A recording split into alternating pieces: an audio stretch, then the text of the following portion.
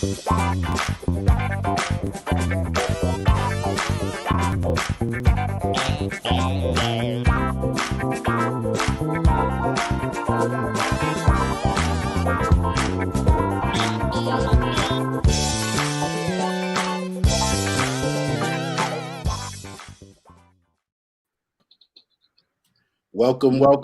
everyone, to our third installment of That's My Story. I am Midas, along with co-host Brandon Stevens and the legendary Mr. Ken Knox. If this is your first time joining us, That's My Stories. It's just a platform where quarantine-based podcast, virtual TV show, if you will, where we get a chance to interact and interview some of your favorite artists, some of your favorite producers, some of your favorite musicians. We hope everyone is doing well and staying safe during these times. And welcome, guys. What's going on, everybody? How you doing on this beautiful Thursday afternoon? Well, it's beautiful in the Carolinas. I'm not sure how it is where you are, but I hope it's beautiful and sunny. Wonderful day. Wonderful day. Yeah. Great day. And like you said, hey, be safe, stay smart. Yes, indeed. Yes, indeed. And tonight we have a special guest for our third installment. First of all, thank you all for joining. Feel free to like and share the video. Also, feel free to go over to our YouTube page and check that out, so you can be notified when there's new content. But our special guest for this evening is the legendary soul singer, Miss Pat Lewis. Hi. Hey, Pat. How you doing? Hey, Pat. Hey. How's it going? Oh, it's going, honey. Are you enjoying this lockdown? Well, you know, this is the way I look at it. They're gonna have to get something and roll us all out, because all we do is run to the refrigerator, and I mean, you know, we about to eat. Yes, indeed. That's right. Treadmill. I'm like, I gotta get on the treadmill. That would be a good meal to get on, right? Yeah. Yes, indeed. Yeah. Yes, ma'am. Well, we definitely thank you for joining us on our third edition of That's My Story. So, I guess we'll kind of get into it then. So, all right. What we like to do is just go ahead, kid. Go ahead. No, go ahead. I was just going to say what we just like to do is kind of go, so to speak, pull the curtain back and kind of go through your musical journey, as far as how you got into music, and we kind of bring it all the way up until present day. Well, you know, I can't tell too much. I'm trying to do book, so. Yeah. Just give us the appetizer. Yeah. Just give us the appetizer. I started in the early 60s. My brother, he told me, he said, you know, why don't you go down to Thelma Gordy, Berry Gordy's first wife? Mm-hmm. Go down to Thelma's and just tell her who you are, because she and my mother worked together. They were nurses. Okay. Oh, okay. Said, all you have to do is go and tell her, she'll know who you are. Just go down and audition. Well, I don't know, 14, 15, somewhere around in there. Mm-hmm. And I went there. Thelma wasn't there, but Norman Whitfield was there. Okay. Nice. And Richard Street. They auditioned me. Okay. And, yeah. Back then I had another sound, and my audition song was A Letter Full of Tears. A Letter Full of Tears. Night. Oh, awesome. So that was at the age, you said, around 14 or 15. Yeah. You auditioned. Did you do any, like, maybe singing in the church or anything like that prior to that moment? What color am I? You know what's brought up in the church? Yes, ma'am. Tell us a little bit about that. Yeah, tell us a little bit about that before we get ahead of ourselves. Oh my God! And the church that I went to at the time, there was only one choir, Mm-hmm. so that meant we had to sing every Sunday. Wow. So as I got a little older, started hanging out some. When it came time for the sermon, I'd be just like this. Sleeping. When I get up, I hold that one finger up. That one finger.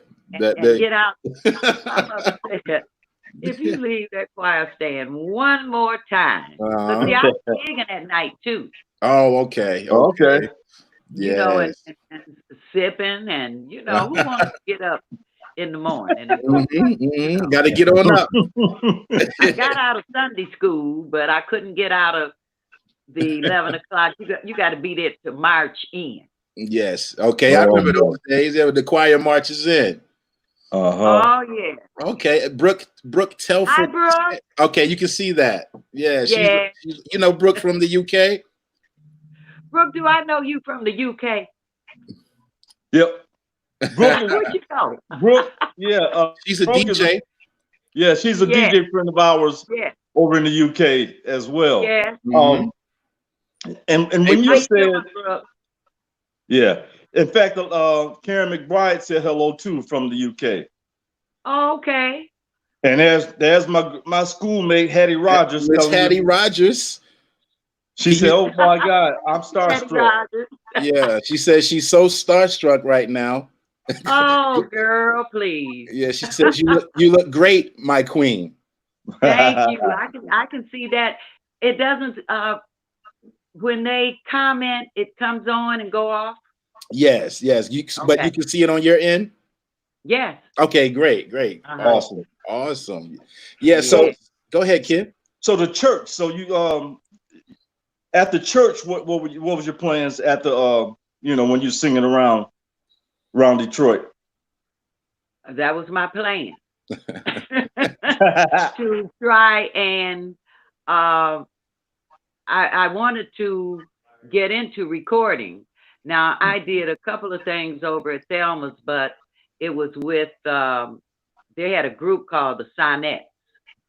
And I managed to do a few things with them, and a little background here and there. But once we moved, where was I living at? Oh, I was living on Grand when my brother took me over there. But then when I moved over on Cortland, and Norman and I were walking. I was too young to drive. Norman couldn't afford a car. Hey, how are you, Teresa? Norman couldn't afford a car, so we were walking, and I don't know whether you remember where Elmhurst is, Ken. Okay, well, the studio was on Montgomery and Dexter, so we would walk. Norman lived on Elmhurst between Wildermere and Lawton, and I lived on Cortland between Linwood and LaSalle. So I walked. We got to Elmhurst first, and we get to Cortland. Anyway, Norman was just as arrogant then. I tell people, I said, Norman had he's been arrogant. He had been arrogant all of his life. And he was arrogant when he was poor at home when we was walking. I said, he didn't just get arrogant. I don't know whether it was the light, how the light-skinned boys with the curly hair. I don't know whether that's where that ego came from. My hair not curly. Or what, he always had. But anyway, Diane and I were going to thank you. Diane and I were going to school with two sisters, Betty and Jackie Winston. And we were singing throughout school. So Popcorn Wiley. Oh, yeah, Popcorn. Yeah. Bob Hamilton, Al Kent, they were brothers. Okay. And Chico Hamilton. Freddie Gorman. Yeah. Oh yeah. Yeah. They Freddie was with the original. Popcorn was, and Betty and Freddie and them knew Betty and Jackie. So they put us all together. They said, well, you all need to I'm not over you yet. I'm not to live with it. Hey, Tom. They put a group together. Okay. And called us the Adorables. Adorables. That was your first group, correct? That was the first group, Okay. and signed us with Ed Wingate and Joanne Bratton. Okay. And that was even before Golden World was built. Oh wow! So we were recording. We were rehearsing in Joanne's basement. Awesome. Awesome. And would go to Chicago and record. But they still hadn't come up with anything for the Adorables yet. So we went over there at RCA and we recorded, we did Just Like Romeo and Juliet. That's the Adorables singing on Romeo and Juliet. Okay. Oh yeah, I love that song. Okay. Yeah. Yeah. And then we Stu Ames, that ended up with what was the name of that group we sang with? You know, I have senior moments. It's okay. It's okay. Did you know always that you wanted to be a singer, or was it, you know, like at an early age, or? Absolutely. Okay. Do you recall? Yeah. So I had a hairbrush for my microphone. Okay, as a kid. The whole thing.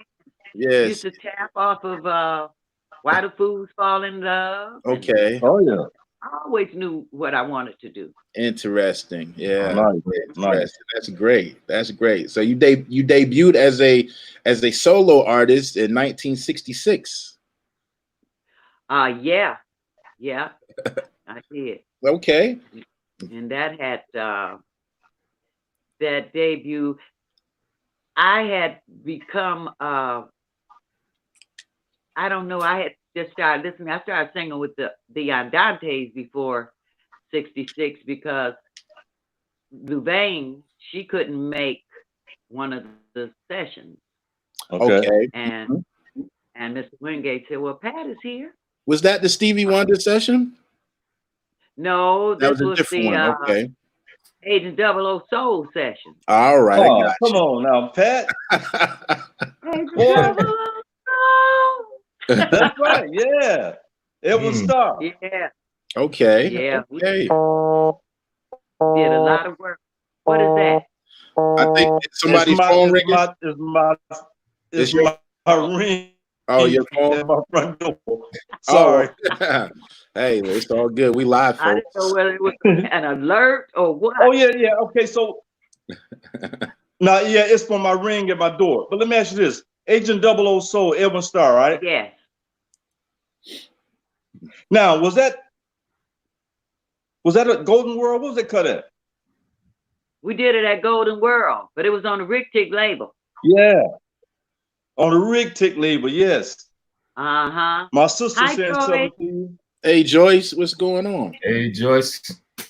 We thank all of you for your support weekly. This is, again, our third installment of That's My Story, and we've had some faithful followers, you know, for the first 3 weeks, and we really appreciate you guys. Mm-hmm. Yeah. Brandon, you have a question? Yeah, that was on the Rick Tick label. Okay. Got you. Yeah. We did a lot of work out of Golden World. JJ Barnes, you know. So, you know, Don Davis had Rick Tick and Groovesville all in there. Okay. You know. Okay. Was that Detroit based? What'd you say? I'm sorry. Is that a Detroit based label as well? Golden World? Yes, ma'am. You better look it up. Yeah, man. That was besides Motown. Motown, everybody wanted to be at Golden World. I got Motown. Or Rick Tick. You know, coming up. Okay. You know, that was the labels in Detroit. I got you. Got you. And Pat. Say it again. We had Sonny Stitt over there. Oh wow. Yeah, Bill Doggett brought Edwin there. Okay. Yeah. Yeah. Well, these two youngsters don't know about Bill Doggett and all them, so No, sometimes you might have to say that. You know, So Brandon, you got anything? Honky Tonk, you familiar with the song? Honky Heck yeah. Honky Tonk. I know you Ask know your it, parents Ken. about What it. about these guys here? Who is it? Who is it by? Bill Doggett. I'm not familiar with that one. Brandon, you know that one? Well, I have to look it up. Yeah, we got to Look it up. It was an instrumental. Okay, and it's called the Honky Tonk. Right. Yeah. Okay. All right. Okay. Make sure I do that. So Pat, solo career, go ahead. Yes. I was going to tell him, he asked me about my solo career, starting that. Mm-hmm. Yeah. George Clinton and Sidney Barnes were over at Golden World. That was I was ready to go there with your relationship with George and there's Marion Payne from the UK. Okay, from the UK. Marion Hello, Payne. Marion. Yeah, he wanted him to. We had Martha Jean the Queen. Mm-hmm. Oh yeah. And she used to, oh God, some of the workers, the male workers, they really hated her because she would let them know. She let you know, the white collar workers, the blue collar workers, when they would get those bonuses and everything, she let them know. That's right. She would say, I'm into something and can't shake it loose. Yep. So Mr. Wingate said, I'm going to do a song for you. Mm-hmm. And what he did, George and Sidney wrote Can't Shake It Loose for me. Mm-hmm. And then their singer, Teresa Lindsay, she did I Bet You. And the Parliament, they recorded that too.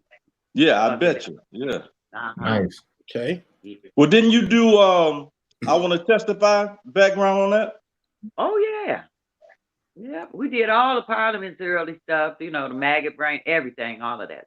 Oh, nice. We probably have some big Parliament fans on here. I got a couple of friends that are huge Parliament and George Clinton fans. Shout out to my buddy Wade Witherspoon if he's on here. He's a huge George Clinton fan, huge Parliament fan. I still do work with. I still sing with George right today. Oh, awesome! Oh, awesome! Nice. Well, you know what? Speaking of George, George is in the North Carolina Music Hall of Fame. Down here in the Carolinas. Okay. Kannapolis.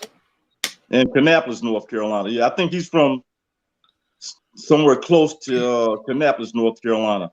Mm-hmm. Mm-hmm. That's awesome. Yeah. That's a lot of people think he's from Plainfield, but that's a Southern boy. Right. Yeah, George. Yeah. Wow. Dave, yeah, that's awesome. And I see some other notable artists you have also worked with have been Stevie Wonder, Isaac Hayes, Aretha Franklin. Mm-hmm. Yeah. And what capacity is that backing or writing or a little bit of both? Most of it is backing. I'm a background vocal arranger. Okay. Mm-hmm. Yeah, now what is that? What does that consist of, Miss Pat? For those who may not know, what is a background vocal arranger? Shoot, putting all that music. I tell you, the Lord blessed me with a number of different gifts. Uh-huh. And that where I can hear all of these notes and music and just feel them and I didn't have to go to school for it. He blessed me with these things. Yes, ma'am. Gifts. Yeah, that's how you know. This is the Isaac Hayes. Mm-hmm. I stayed with Isaac from 69 to 82. Oh, okay. Wow. I did all of his vocal arrangements. Mm-hmm. And you know the funny thing about that? Y'all came to the Olympia Stadium in Detroit. I was in that audience. I said I had to see Isaac Hayes and Hot Butter and Soul. I was sitting up in there. When we first time. Say what now? Where at the Masonic Temple or the Olympia? Olympia. Oh yeah. Yes. I had to be there. There was a question that popped. Brandon, do we have a clip or something? Well, there was a question real quick. Brooke asked a question, but I didn't want to interrupt. I think it said in every artist's career, there is a pivotal moment where you would describe getting your foot in the door. And she asked what that moment would be for you. Okay. Well, I guess when I got with Isaac, I was more so free and on my own, even though I had no, I'm gonna take that back. Okay. With George. No worries. With George. Let me do me. Right. He would just leave the studio and say, Pat, she's got this. So with the music, someone to have that much faith and trust in your work. Yeah. Would the music be playing, and then you already have the lyrics, and then you just kind of design the melody, so to speak? Is that how it kind of went for arranging background vocals? Well, sometimes I, get a chance to, to do it just from my head. Okay. But a lot of times you like to live with songs, but then I then again you want it fresh, because once you hit that spot, that might be the right one, and then you fool around there and fooling with it too much and lose it. I got you. I got you. Yeah. I got you. Easy to do. Yeah, it's easy to do. You'd be like, wait a minute, it was right here. It was right. Where did it go? The timing changes, know, and I used to work with reel to reel. Oh yeah. Back then too. But most of the time we just do it, it'll just come to you. That's awesome. That's awesome. Okay, well, Brandon? Yeah, that definitely is a gift. So tell us a little bit about working with the man who just celebrated his 70th birthday yesterday, Mr. Stevie Wonder. Oh, well, one thing about doing a lot of work over there at Motown is that the tracks would have, when I first met Stevie, he was running through the studio. I was over there doing some work for doing some background, putting something on one of Kim Weston's songs. And we hadn't even I hadn't got as far to do Uptight yet. I did do that song for Love Me All the Way, I think it was. Okay. But when they called me in for Stevie Wonder, I was just so excited. I bet. I'm like, and he was like, can you move in some? I had just softened right on up. Could you sing a little louder? Yeah. Awesome. But you never did really get a chance to sing with a lot of the artists all the time. Right. Because they may have put their part on and gone on the road or something. Okay. I did sing with the Temps one time, because we all knew each other anyway. So but a lot of times you just we go in and do the backgrounds and you wouldn't even see the artist. Okay. That makes sense, considering touring schedules and things of that nature, and getting the song done. That makes sense. Were any of those sessions ever intimidating for you at all, like with the George Clinton or Stevie Wonder or any of those artists? No, that's great. That's great. That's awesome. I like that. No. That's awesome. That's awesome. Pat ran that. Yeah, I could believe it. I could believe it. We had a real good time. Let me say this. When we were doing the Sweetest Feeling album for Jackie Wilson. And it was myself and the Andantes. We had to do everything from the floor, and we hadn't done that in, oh my God. Hey, Phyllis.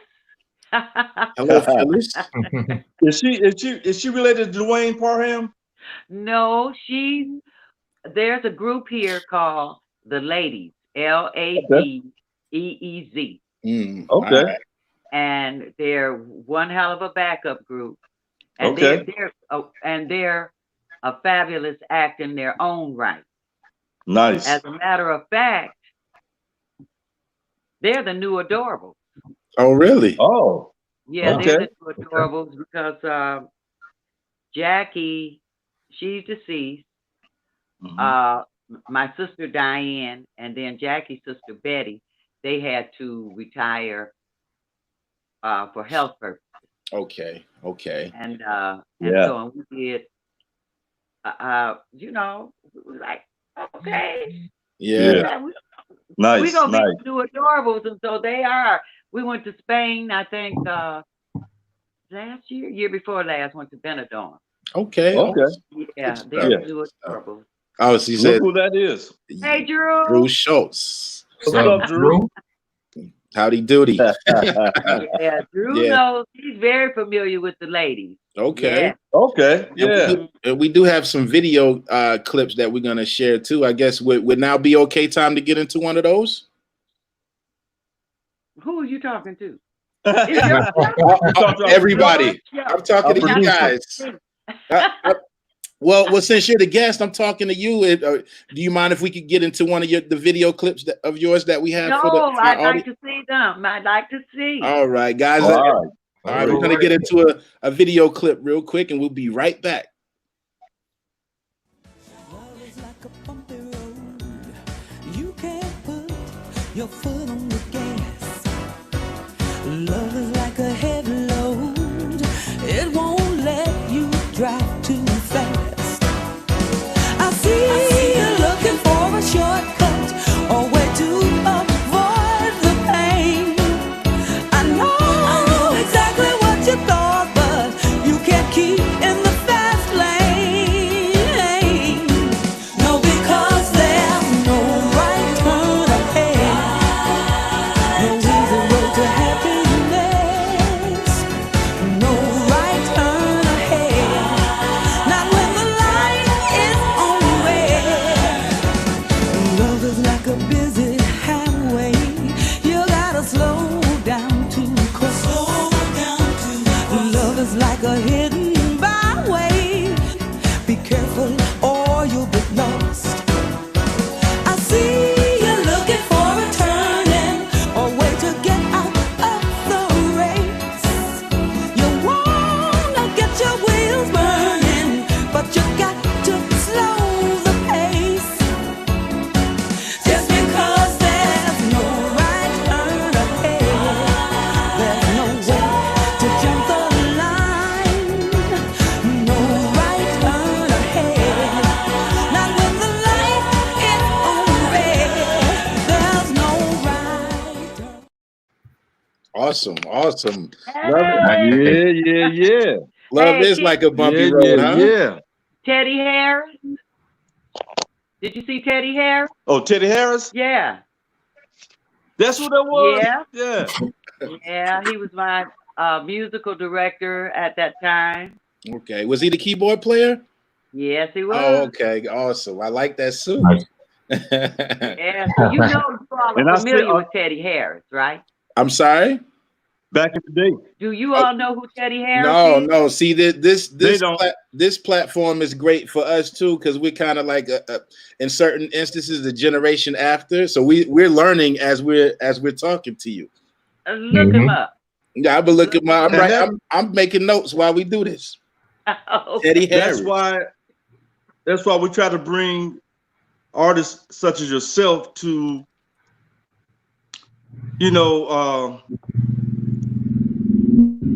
golly. To the forefront. I'm just amazed at. I mean, I'm just serious. I've been a big fan of yours growing up in Detroit. Period. Because in Detroit, there was Pat Lewis, there was Othea Barnes, there was Roz Ryan, Yeah. there was what's the other girl, the light skinned girl, young girl, Rena Scott. Rena Scott. Yeah. Yeah. Don't forget Betty LaVette. Betty LaVette. around here. I did. You know what? One of my early sessions was with Betty LaVette. Yeah. Yeah, and in fact, Popcorn Wally and Ron Dunbar produced it. Yeah. And Yeah. I remember, what had happened was, remember Dick Clark show to come on Saturdays, right? Of course. So I remember in the kitchen, fixing some cereal or something on a Saturday afternoon. Uh-huh. And I heard this sax solo. I said, that sounds like me. And I went in there, and it was Betty LaVette's song, and they were rating the record. Oh man, that's nice. And that was a thrill for me. But as far as female vocalists, as far as female vocalists, you were tops. You know, and then your accomplishments, is tremendous. Isaac Hayes, George Clinton, Jackie Wilson. Nobody knows that. A lot of people know, but our fans don't know that you're the voice on Higher and Higher. Yeah. Is that right? Yeah. And you're also the voice on, what's the other one? Whistler's Getting Louder? Yeah. Uh-huh. So, that's beach music. That's beach music around here. Mm-hmm. Yeah. Okay. And we did that whole album. The whole album. Right. Awesome. Sweetest Man. Feeling. That's the name of that album, The Sweetest Feeling. And Irma Franklin recorded that song too. The title song, The Sweetest Feeling. Yeah. Okay. I love those songs, but that's what I'm saying. You're the real deal, and that's what we want our fans to understand. Hey, what you're looking at and hearing speak is history. Yeah. Because I mean, it doesn't get much better. I mean, you can't. Can you tell me what song such and such had out? You know what I'm saying? This is music. Oh yeah, it's music. Yeah. Now tell me about your relationship with Ian Levine. I was singing with two superstars when I was singing with Aretha. Oh yeah. And I did the This Girl's in Love album and nice. Spirit in the Dark album. Okay. Nice. And Isaac, in '69, we recorded Hot Buttered Soul. Okay. And they wanted, he was like, he asked Don Davis, he said, you think the girls will go on the road with me? Now, mind you, we sang behind a lot of people at Stax Records, but we had never named ourselves. We the same group that sang behind George Clinton and everybody. And we just call ourselves the group. But when we got with Isaac, that's when we named ourselves after the album, Hot Buttered Soul. Okay. That was great marketing. He wanted us to go on the road, but I was still working with Aretha. Oh. So I had to give her my 2-week notice. And I was also, when I wasn't on the road with her, I was also gigging at home at the High Chaparral and, busy. Come on. And all of that. So Ben's High Chaparral. Yeah. Oh my God. Yeah. When he bought Ben's High Chaparral, he had Ben's Peter Pan on Kercheval. Okay. Yeah. Him. And they said, John Barnett said, ladies and gentlemen, Miss Pat Lewis. And I opened the door from the office and I'd be right on the stage. Yeah. Wow. There you go. So and then he had the grand opening, bought the High Chaparral. And I did the grand opening myself and Mac Rice.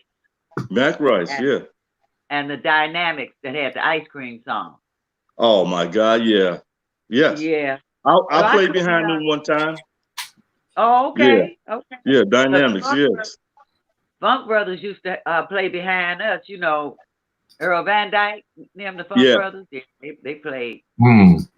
Yeah. Yeah. Funk Brothers. Emerson, what are you doing down here? You supposed to be upstairs on stage. I don't have to be up there if I don't want to be up there. I'm gonna go up. I'm going up there when you go up there, little sis. Oh, Earl is there because he got that great old Hammond organ. He's playing the bass. Yeah. With his foot. Mhm.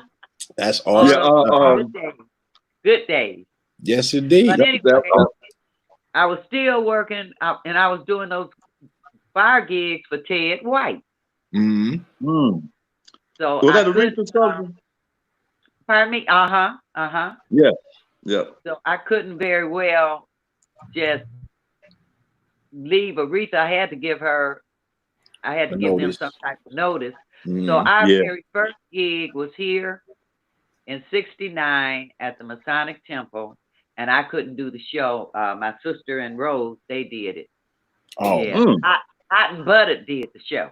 Okay. Oh wow. Now that was a show with Isaac Hayes at the time. The very first show. Very first show. Wow. Okay. Yeah. Awesome stuff. Awesome stuff. And then also there's I noticed too, just doing my homework, that you have a working relationship with a UK producer by the name of Ian Levine. Did I say that correctly?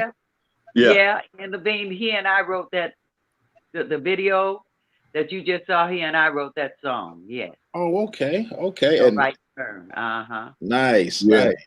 Good song. Yeah, Ian went back and sort of gathered the old Motown acts, right? Yes, Some he of did. them. Yeah. Yes, he did. I know he approached us as chairman of the board from back in the day when he first started the project. And but it looks like it was a great project, and I love that song that you and him wrote. Yeah. And also, y'all had over 300 songs on me. I saw that. I saw Wow. that. That was that with the covers.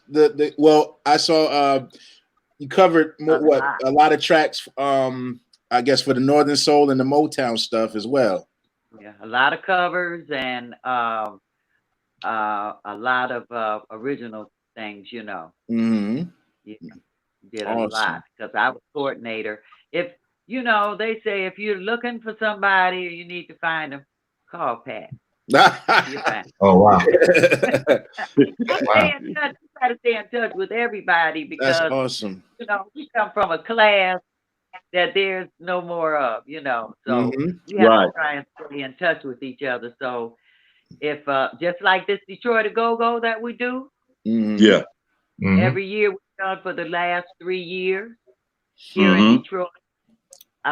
You know, I be finding them. I'm like, shoot, get the cobwebs off. Yeah. We're going to work. Yes, you did. Yeah, yes, you're right. Did. And which brings me to the question of, you know, you have a huge fan base over in the UK and Spain and Europe, period. I mean, and that's a godsend to me. Yeah, you know, because you know, we go every year, and it's like the applause has never stopped. Oh, they're wonderful. They are wonderful. They love you. Yes. They love you. Awesome folks. Awesome. Well, Brandon, I'm asking Brandon his first time over. Pardon me? Go ahead, Pat. Go ahead, Pat. I said, thank God for them, because I never would have thought that in 2000 anything they would still be playing my music from the 60s. There you go. But some music is timeless, you know. Great music doesn't have an expiration date. Right. It doesn't. So Brandon and Midas, what was your first reaction when you went to the UK? Brandon, you go. My first reaction was the folks in the UK. I know that they have a really deep appreciation for American soul music, especially soul music from the 60s and 70s. And so, Pat, talk a little bit about your experiences in the UK and how the audiences there compared to the audiences here in terms of their love for soul music. What audience?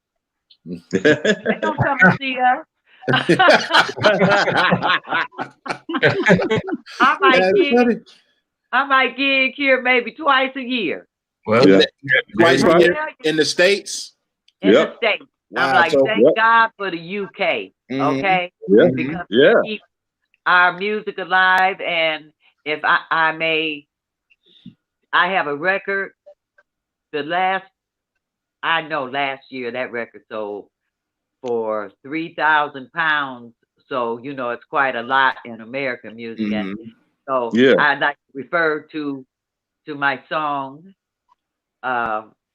Without them, I'd have no one to love. Yeah. That pretty much sums it up. Yeah. That sums it up, man. Yeah. What was yours, Midas? Oh man. Well, in my experience, which was in 2018, I first and foremost, I gotta say it ranks up there as one of the most memorable experiences for me, not just musically, but culturally. Submersing myself into the culture as much as I could while I was there. I had a blast, and then on stage, the most shocking thing to me was when we were doing our show, the amount of people that were singing the lyrics word for word. I think that stood out to me more than anything, because I guess I went into it without any expectations per se, but just to be, on the stage and we're doing the songs and you look out in the audience and so many people, you're that far away from your home base, and so many people singing the lyrics word for word. That stood out to me as far as the musical aspect. But overall, man, it's a wonderful experience for me. Everybody's so nice. Speaking of the UK, friend and fellow saxophone player, Miss Ellie Warren, and fellow musician. Ellie. I used to use Ellie's horn over there. Yeah, so we made friendships that are lasting, to this day. Very genuine people, touch base with each other, of course, via the social media and things like that. And I have nothing but great things to say.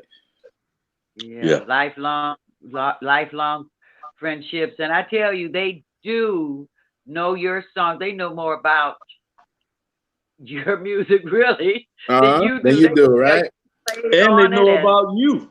You know what I'm saying? They can tell you about yourself. Every word. So, sometimes you might have a mental block and like, oh yeah, I can't remember the verse of this song. Would you sing it for me? Yeah. They know it. Yeah, they know it. Awesome. That's awesome. As chairman of the board, we used to go back in the 70s. And I think our last tour over there was in 76. So the new chairman, I took them over in 2016, and the guy who was our lighting guy on the tour in 76 showed up. I hadn't seen this guy in 42 years. Wow. Now he's in the last 3 tours we've been over. He's been at every show, and he may be listening and he might be watching. His name is Marky Switsnitsky. Okay. And he showed up and said, "Ken, you realize last time I saw you was 1974? I said, "You're right. Sure was." Wow. So like you said, they appreciate the American soul musicians and singers, and they can tell you what, everything about yourself. Mm-hmm. And it's amazing. I remember you all went over there. We talked about you all going back over there, Ken. Say that again. I said, I remember when you went back over there. We talked about it. We discussed it. Yeah, we did. Remember that conversation? We talked on the phone. So you were over there at Skegness, and we were headed to Whitby. Uh-huh. Yeah, back in 2017, I think. Yeah. And when you play those weekenders, oh man, when you get a chance to spend the weekend with your fans, it is wonderful. There's nothing like it. I mean, we did the first one last year. We've never done it, and it was incredible. Yeah, we played for the first time in 2019. Yeah. And it was unbelievable. But we were there in the wintertime. It was cold. Yeah, it was cold. So we got to schedule something for the warmer weather, huh, Pat? Yeah. Well, any questions from the fans? Oh, I can't see anything on my thing. Hold on. Let's we'll come through and see. Let's see. I'm looking for a question, and guys, while you're watching, feel free to type up a question, and some of them get popped up on the screen. If not, we combing through, seeing if we see anything in particular. Oh, Ellie says the Weekenders are awesome. Yes, they are. Yes, they are. Yeah. My first Weekender was for Staten. Oh, look who's on. Hey, Spidey. Spider's on. He was, I guess 2 weeks ago. He started rapping. He started rapping, and I ended up in tears. He had me going. He had me going. He had me going. And we do have another video clip. Maybe perhaps while we coming for a few questions, we can get into that second video clip, and then we can come right back. Yep. Okay. Here we go. 1, 2, 3. My mind's twisted. My heart, you possessed it. My love, you took for granted and have left me empty-handed, all alone in this big world. A great big world, and I can't find no one to love. No, baby. Your lips started lying, and it started my eyes to crying. You are me, body and soul, yet I can't understand why the feeling is gone. 'Cause you left me in a big world, a great big world, and I can't find no one to love, no one to love.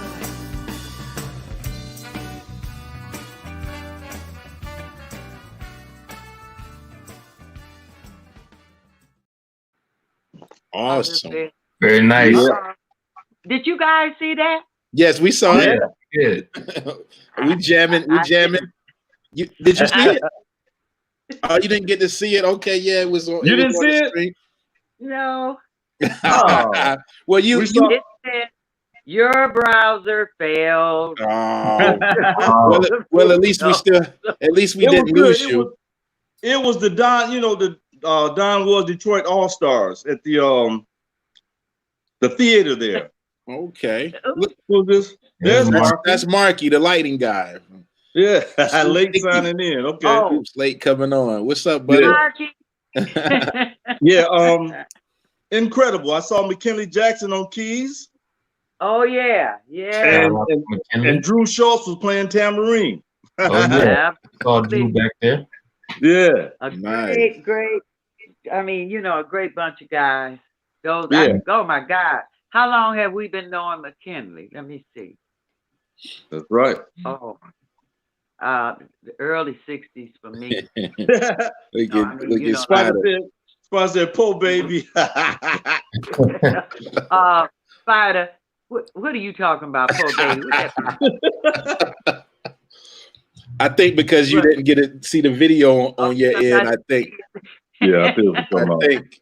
But McKinley goes, like you said, when you speak of We Detroit. go way back. That's right. When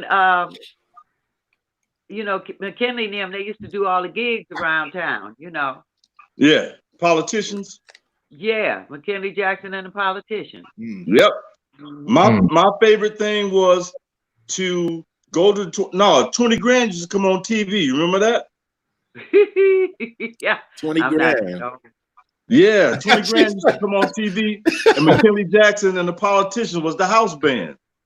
Nice. Oh, word. Okay. Kid, you heard what Pat said just now? What'd she say? She said she's not that old. I'm dating myself. Ken, you know, a lot of things I missed too because I was on the road. Once I went on that road, Oh yeah, that's I right. stayed out there. Mm-hmm. Speaking of, now what was the backup band, the Barcades, when you were out with Isaac Hot Butter Soul? Was some of the musicians from the? No, it was the Isaac Hayes movement.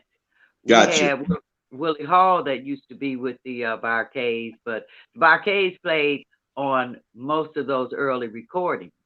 Okay. Okay. You know, like Nuck was on bass, Ben Carley, trumpet player, Mm-hmm. he ended up wrote with us, but it was mostly the Barcades in those early days. Okay. Uh-huh. Yeah, I mean, I now let me ask you this: what songs did you and Isaac write on that album? Isaac and I never wrote a song.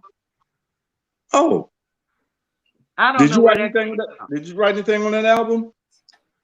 I don't know where that came from. Yeah. We never wrote, Isaac and I never wrote a song on that album, Yeah. on any of the albums. Yeah. But did you I do was vocal arrangement? background vocal arranger, and I was like, we need a gimmick for the stage, Okay. you know. And so we came up with the gimmick, you know, the chains and the whole thing. Oh, nice. So the chains, that was your idea? Yeah, and the boots and the, you know. Oh wow. Wow. Because he had to have a gimmick. Yeah. Mm. That's legendary. Love.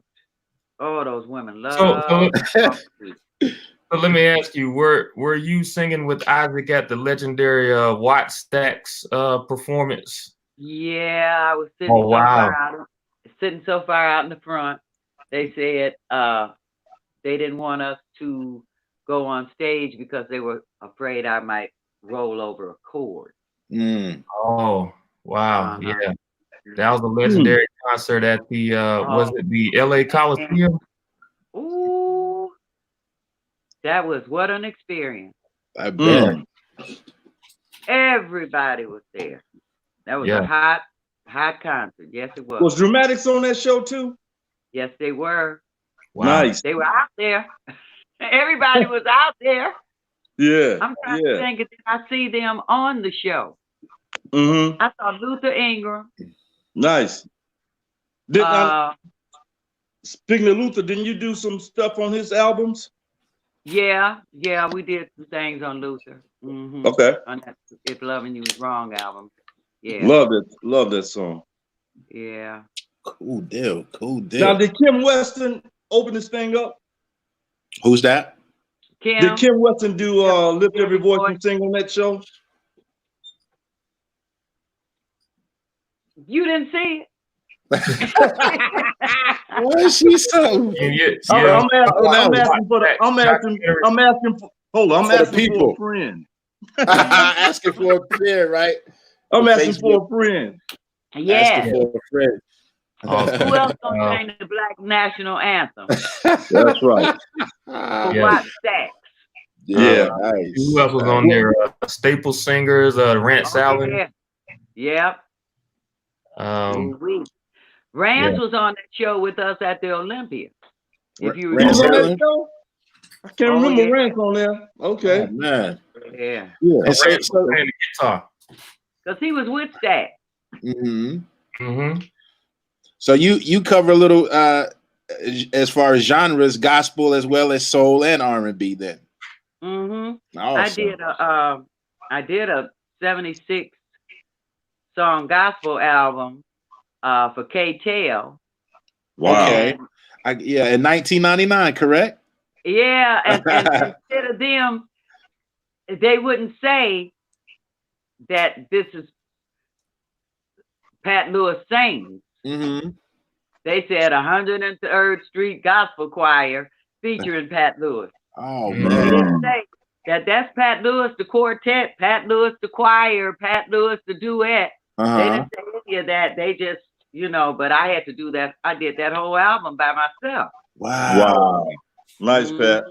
Nice. You're definitely legendary. To listen to it.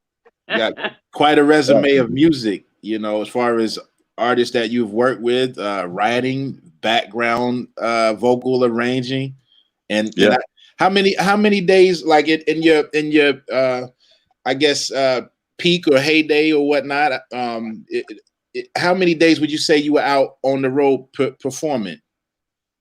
Ooh, boy, we used to go out and come home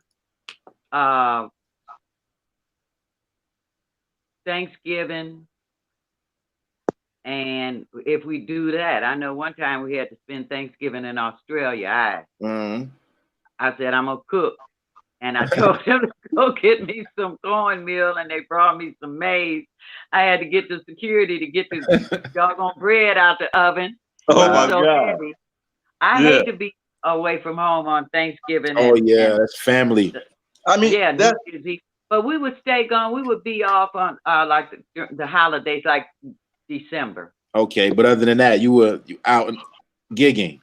Yeah, we were gigging. You know, I had a girl to come out, you know, take care of my son when I would bring him out sometimes. Don't want him to forget me. Oh, of course not. That's very important. That's a good mother. See, that's the only thing about entertainers. We get no holidays. Yeah. We don't get holidays. You know, we have to be working. You know, but that's changed up now, though. You know, there's a question. Is that the question? Drew says he wants to know why they haven't released a Pat Lewis compilation. Her stuff on Golden World, Solid Hitbound, the Groovesville stuff. Drew, let's see if we can find that out. Make it happen. Project for us. Yeah, Drew's the man. Drew can track anything down. Drew wrote a a beautiful song for me. I can't wait. Okay.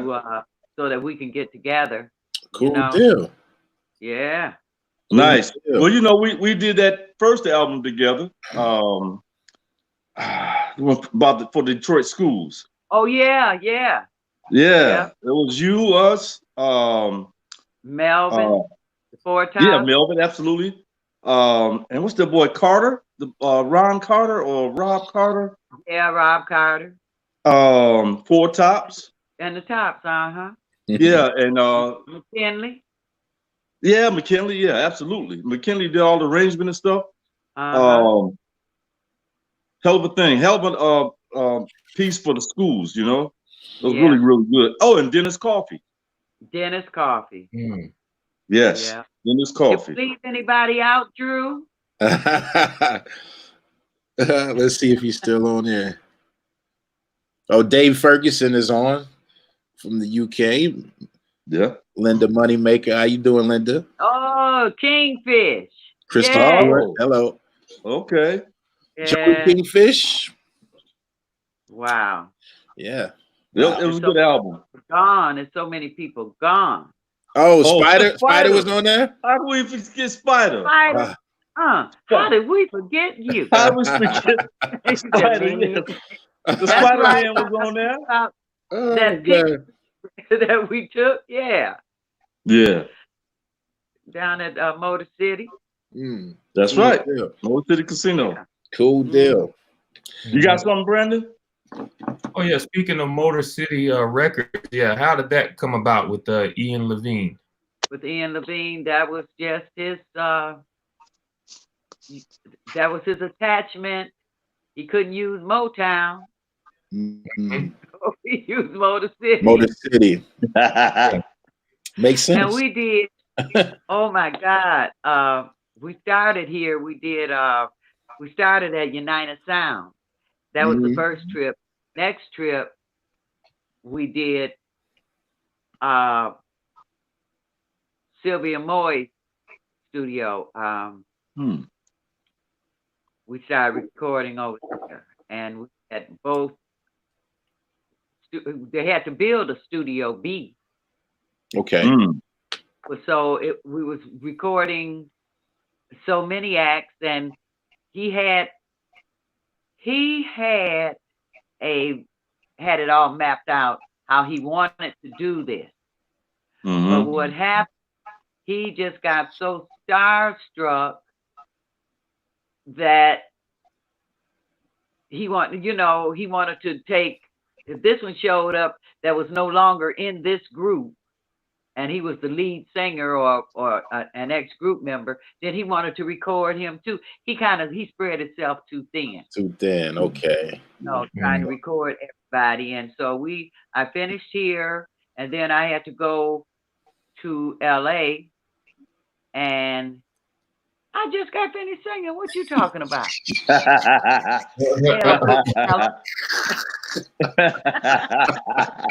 Then we had to go to LA and the LA family. Wow. We did the Fifth Dimension, Billy Preston. Okay. The Supremes were out there, and of course the Originals were out there. The Marvelettes were living out there then. Still a lot of people there then. Barbara McNair, Mary Wells. Nice. God, it was a lot of people.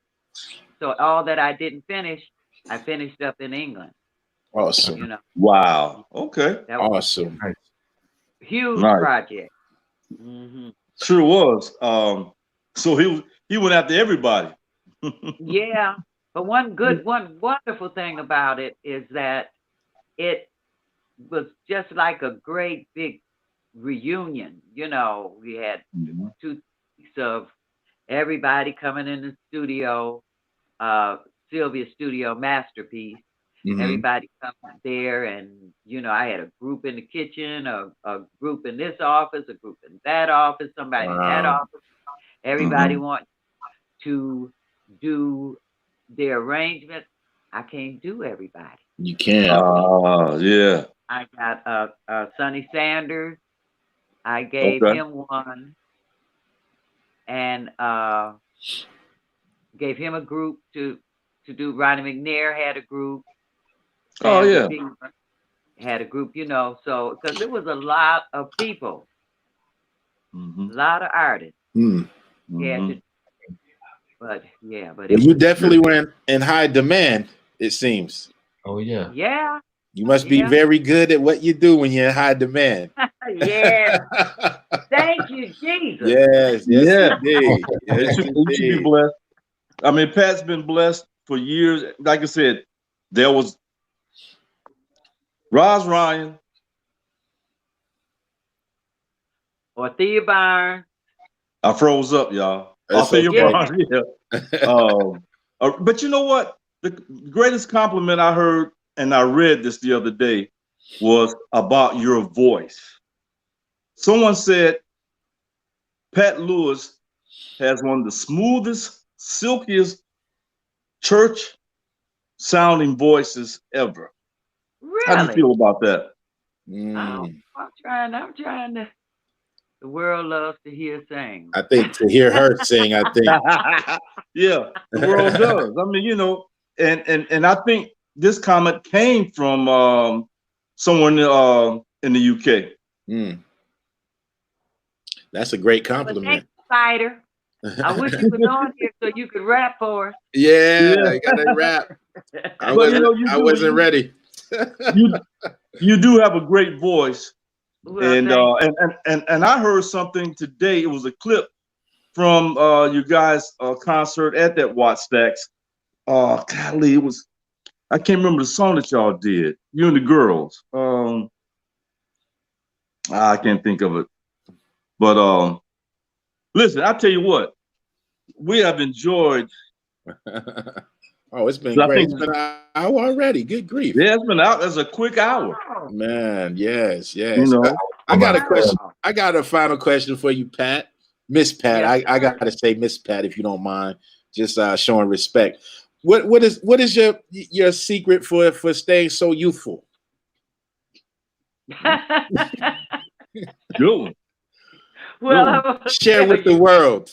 I'm gonna tell you. Okay. At one time, I didn't know what was gonna happen with me. I got real sick. Okay. And I'll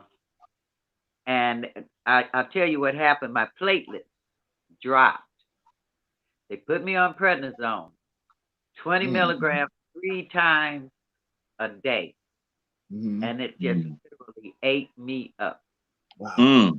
I had to have 2 total knee replacements, 2 total hip replacements. I had to have a fuse. They had to fuse my elbow. I lost my voice. My gums receded. Boy. I just was like, I didn't know.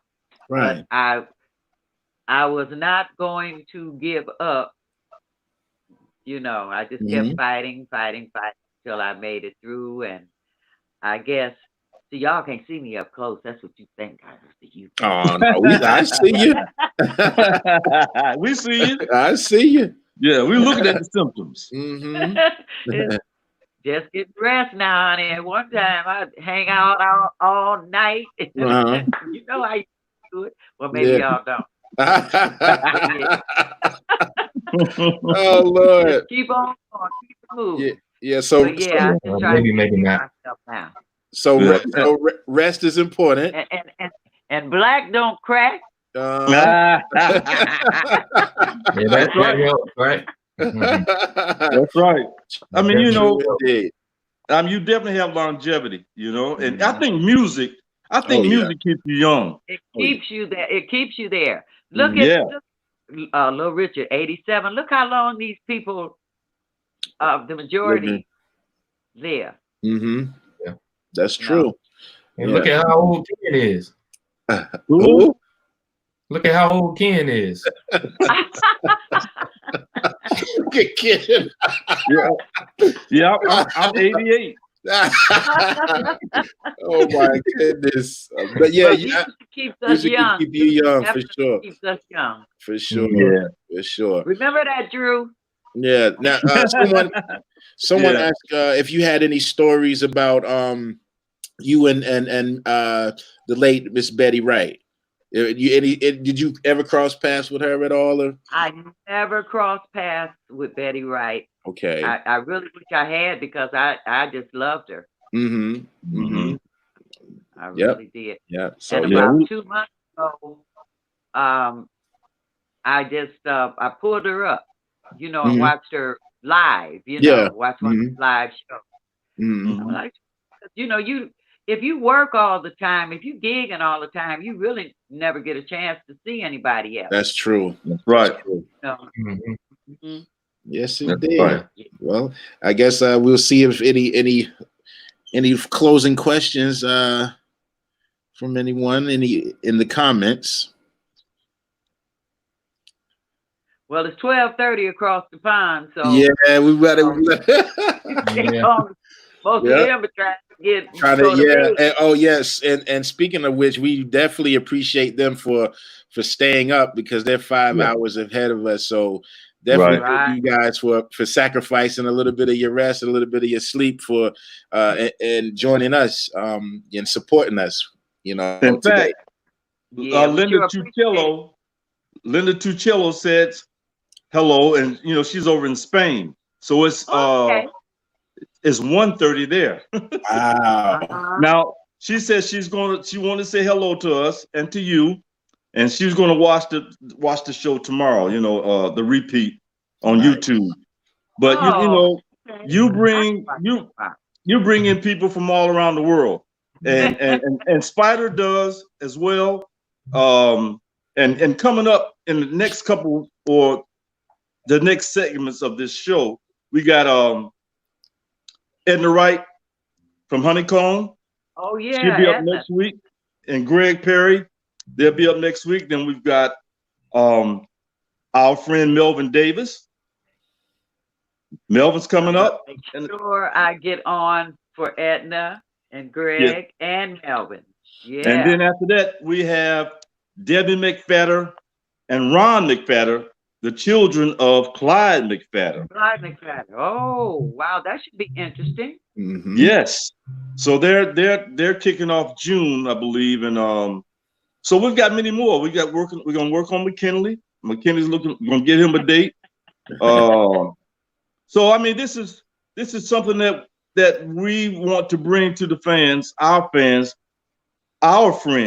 you know, like yourself, and you know, iconic people like yourself and legendary. Absolutely. And we appreciate you being on the show with us. Yeah. Oh, thank you so much for having me. I enjoyed you guys. Oh, we All enjoyed right. you as well. Is there any website information or social media information you like to give out to our followers? Just hit me up on Facebook. Okay, Pat, I'm gonna do it there. myself. I'm gonna do it myself. Well, guys, we appreciate you for joining us for week 3 with the legendary Miss Pat Lewis. I gotta give you a round of applause. Oh, yeah. Thank We you so much. appreciate you. We appreciate you coming on. And Everybody. I can't do it because I'm holding my phone. Everybody, you all please stay safe. yes, ma'am. That's right. Thank you guys out there. We'll see you next week for episode 4. Go over to YouTube. All right. And Thanks, Pat. and Love you. like and subscribe. Thank you.